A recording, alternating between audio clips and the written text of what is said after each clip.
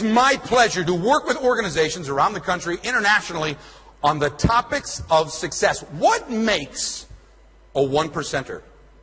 What makes woo? What creates that experience that has people saying, I'm glad I work with you? What is that? You know, how many of you have children? Raise your hand. Children?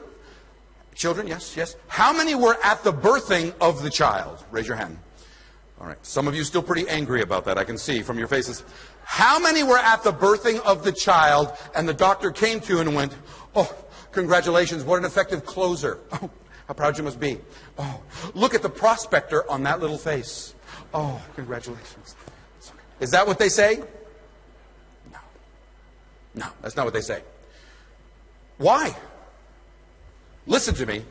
Because success is not genetic. MDRT is not on your DNA. It's not your pheromones. It's not the scent that you're giving off. You're doing something and saying something that has somebody say, yes, let's do business. It's a skill set. It's not genetic.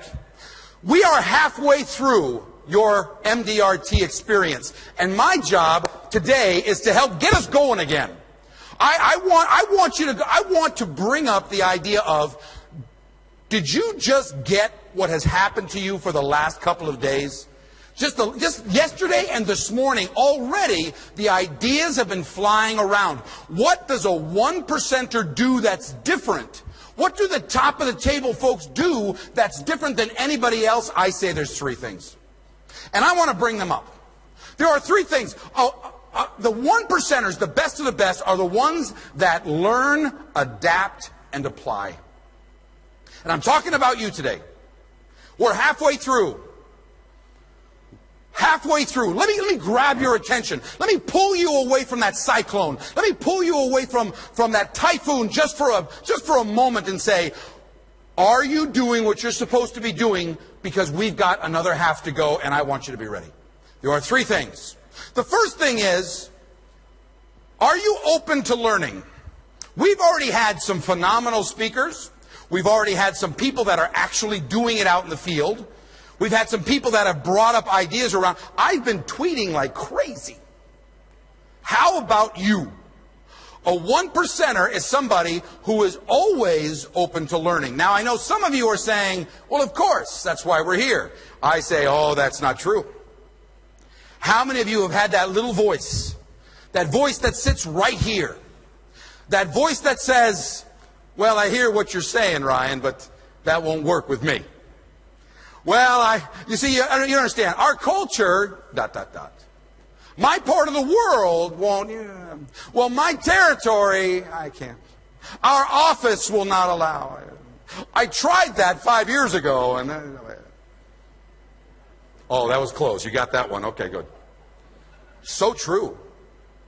Let me put a check on it in the halfway mark. Are you open to learning? You know, I've had the pleasure of working with one-percenters my whole life.